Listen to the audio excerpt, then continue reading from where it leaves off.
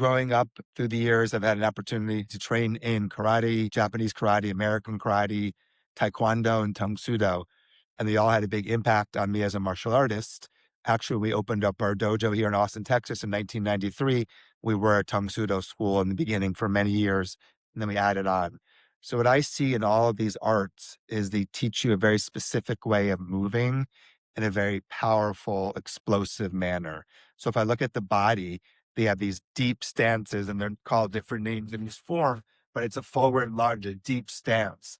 And in these stances, the front leg is bent, the back leg is straight, the hips and the shoulders are square, and usually we bring our hands down to the low chamber.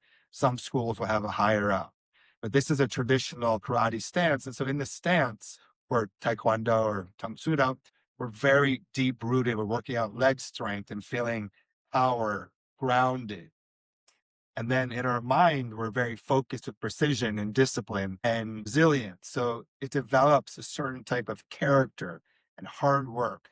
And there's great value in this. For me, as a human being, a movement artist, and a martial artist, I always like to look at things in a broader perspective. If I look at human movement, one end of the spectrum would be like complete sluggishness, physically checked out, or just your body's completely abandoned. The other end would be full tension. So in my experience of these traditional karate, taekwondo, Tang Soo Do arts, there's a big emphasis on this explosive, tense power. I think there's great value in being able to do that, but I also think there's great value in to be able to be completely relaxed. And then to me, even almost more importantly, is to find that fluid middle range. So in Japan, Okinawa, when karate started, it was based on this deep rooted stance, this explosive power, this character building. And Tang Soo Do in Korea had a lot of similar feelings and movements and traditions within the Korean way of doing it compared to the Japanese way of doing it. And both, I think, were heavily influenced also by the Chinese way of doing martial arts. So there's all these influences. And then Taekwondo came a little later after Tang Soo Do and all, and they started trying to make one national form for Korea. And it also became part of the Olympics and a little more sport oriented, a little more kick oriented.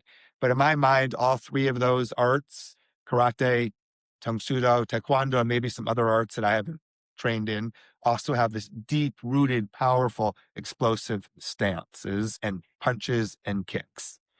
So one thing I noticed, those are all very positive things about this way of moving. I also noticed that after many years of doing this, myself and other people I knew that were doing these arts, we started having a lot of joint problems, knees and hips, and shoulders and back. And I always ask, like, why? What's going on?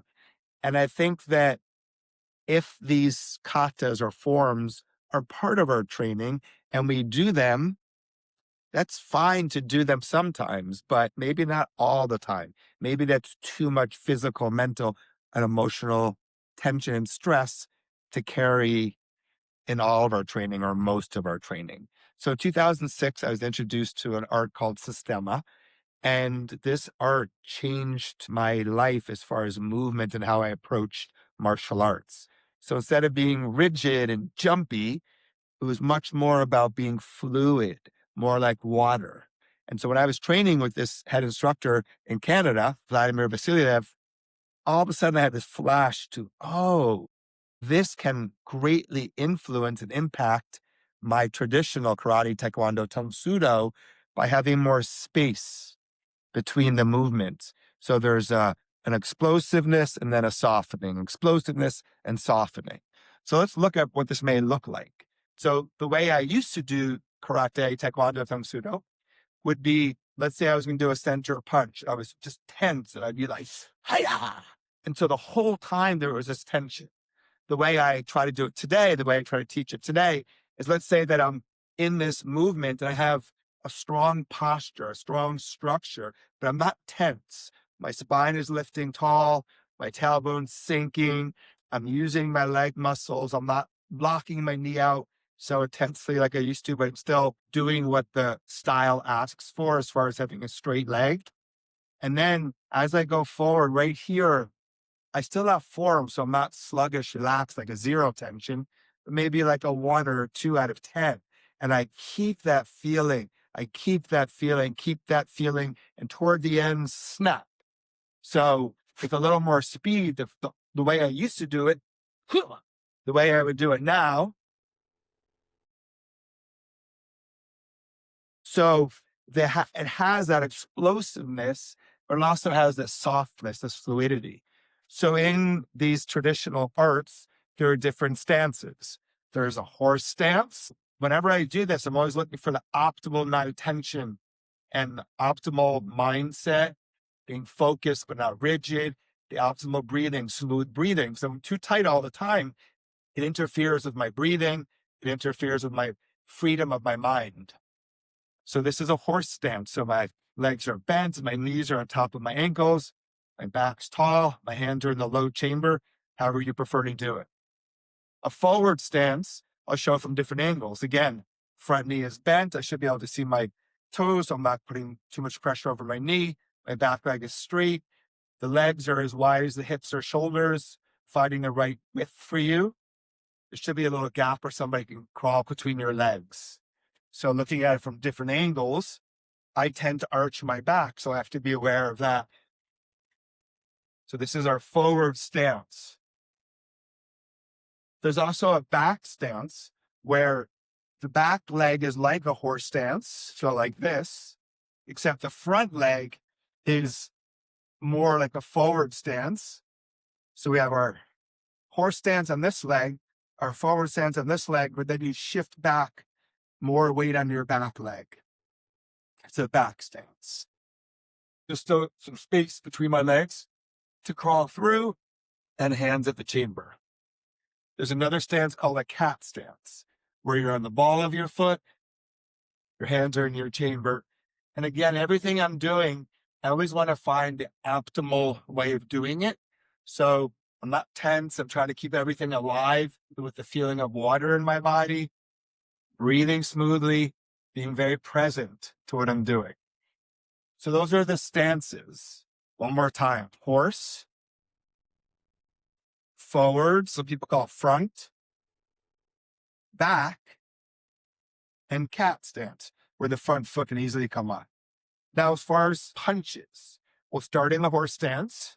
We have our center punch, which goes toward the solar plexus. And what happens in these traditional arts, as one hand's going out, the other hand's pulling back. It's called a counter pull.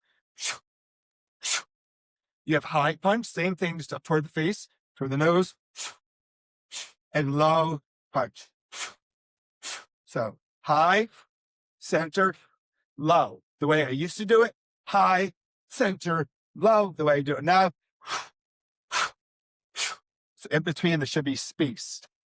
The counter pull, it's using both sides of your body, and the hands also rotate.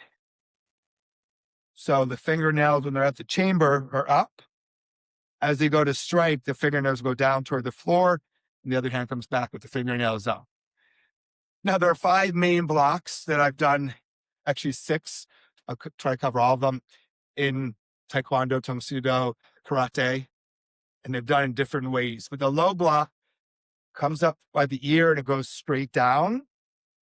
And then you can use the counter pull.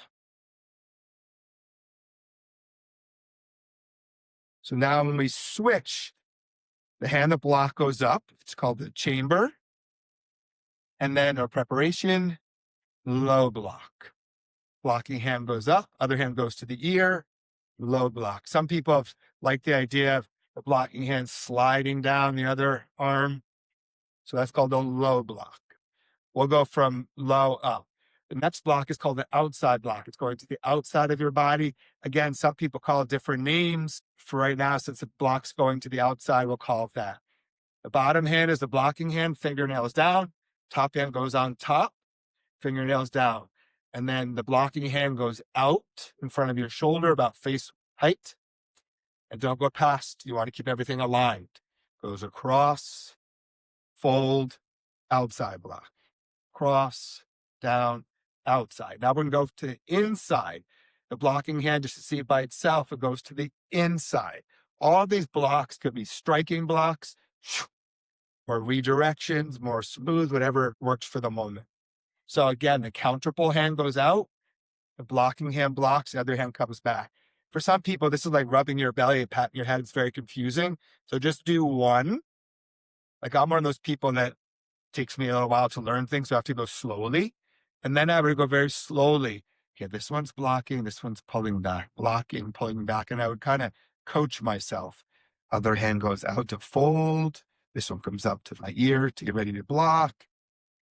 Blocking hand, pull back. Extend, fold, block. Extend, fold, block. So far we've done the low block. We've done the outside block. And we've done the inside block. There's another block that's very similar to the outside, but use your knife hand, and the fold is a little different. Instead of coming down here, it comes up here to your ear, like the low block, I guess, and then the other hand comes out straight, and then it goes. So the motion is outside. So once again, and then I would extend to go to the other side, fold, knife hand block, extend, fold, knife hand block. So right now we have low block, we have outside block, we have inside block, we have knife hand block. I'm going to do one more called the high block. Come straight up. And we always teach it where there's a slight angle, trying to have the thicker part of your arm over your head instead of your hand or wrist. I always taught people to look up and see if you can see your arm so it's not behind you. So once again, the blocking hand just goes right over your head. The fold looks similar to the outside block. The difference here is that the bottom hand on the outside block, the fingernails were down. On the high block, the fingernails are high, they're up. The wrist to wrist. As I go to do my high block, I have the counter pull arm. The blocking hand goes across, down, counter pull arm, high block, cross, down, high block. So all these movements we just did, the 3 punches and the blocks we can do in horse stance. So we have high punch, center, low. We have our low block. We have our outside block. We have our inside block. We have our knife hand block. And we have our high block. They also could be done in any of the stances. So at forward stance, here's my center punch. Here's my high punch. Here's my low punch. I'm going to go backwards and now as I do the blocks. So here's my low block. Here's my outside block. Here's my inside block. Here's my knife hand block. And here's my high block. So in forms, hyungs, katas, it's putting these basics together in a certain pattern. So life keto, traditional martial arts, as far as karate, taekwondo, Tang Soo Do, we use this feeling of systema, of having our body like water, and then the last moment we snap. So if you approach katas with using your 3 Bs, your body, your breathing, your brain, your body, the long spine, your muscles not tight, but full, like water or like a tiger. And then whenever the end of your karate move, you snap it. But then you're back to this water feeling. So you keep your form. Right now, my body's like water, water, water, water, snap, snap. In between, it's the water feeling. Your breathing, we want to have it be continuous and smooth. So if I'm always tight, my breathing gets like that. If I'm smooth, it allows me to be freer. And then my mind, instead of being so rigid, there's like this openness, this presence, this flow.